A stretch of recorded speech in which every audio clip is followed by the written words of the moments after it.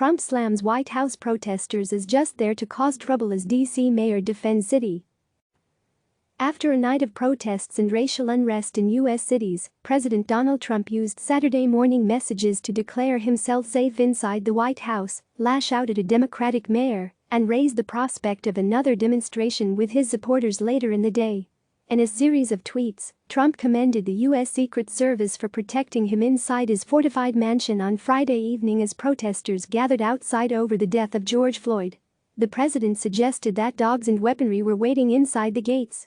Calling the protests organized into disservice to the cause of racial justice, Trump insinuated that his own supporters might stage their own rally in front of the White House on Saturday evening, a volatile suggestion at a fraught national moment.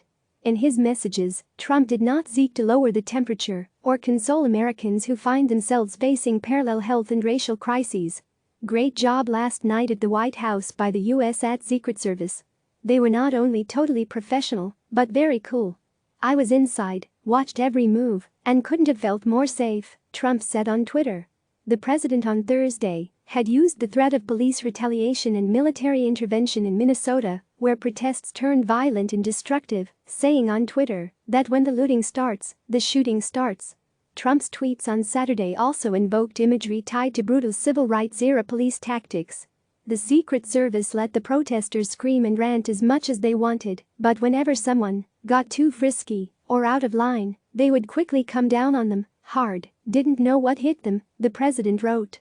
If they had, they would have been greeted with the most vicious dogs and most ominous weapons I have ever seen. That's when people would have been really badly hurt, at least. Trump alleged, without evidence, that protesters in Lafayette Park Friday night were professionally managed. There is no indication that they were. The professionally managed, so-called protesters at the White House had little to do with the memory of George Floyd. They were just there to cause trouble. The Secret Service handled them easily, the president wrote. Tonight, I understand, is MAGA night at the White House, he added, which CNN reached out to the White House for comment about. Trump also criticized D.C. Mayor Muriel Bowser, claiming she didn't allow the D.C. police to get involved in the protests outside the White House. D.C. police appeared to be at the scene Friday night, in addition to several other agencies, according to the Washington Post.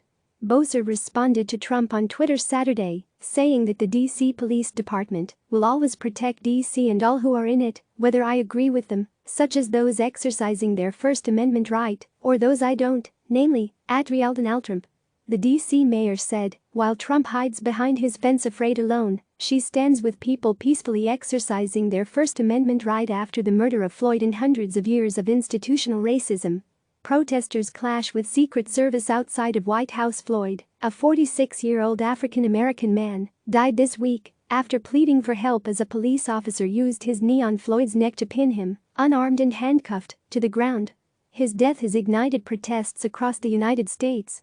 For more than 5 hours overnight, protesters on Friday confronted Secret Service officers outside the White House, shouting, throwing water bottles and other objects at the line of officers, and attempting to break through the metal barriers. At times, the crowd would remove the metal barriers and begin pushing up against the officers in their riot shields. The Secret Service continually replaced the barriers throughout the night as protesters wrestled them away. Protesters pushed hard enough a few times that officers had to walk away with what appeared to be minor injuries. At one point, the agents responded to aggressive pushing and yelling by using pepper spray on the protesters. Throughout the night, protesters could be heard chanting their support for Floyd and their dislike of Trump. The protest, which began around 10 p.m. Eastern Time, Friday night outside the White House, had mostly quieted down by 3:30 a.m. Eastern Time, Saturday morning. The crowd thinned out and Secret Service officers were able to expand their perimeter and barriers around Lafayette Park across from the White House. Earlier Friday night, protesters in Washington, D.C., had gathered and the White House was initially locked down as crowds began to move toward that location. Secret Service personnel are currently assisting other law enforcement agencies during a demonstration in Lafayette Park. In the interest of public safety, we encourage all to remain peaceful, the Secret Service tweeted Friday night. The lockdown at the White House was lifted just before 8:30 p.m. Eastern Time, as protesters marched to different parts of the city before returning later in the evening. Later Friday, The Secret Service said it was currently assisting other law enforcement agencies during a demonstration in Lafayette Park. CNN has reached out to the Secret Service and D.C. Police Department for comment about the overnight confrontations.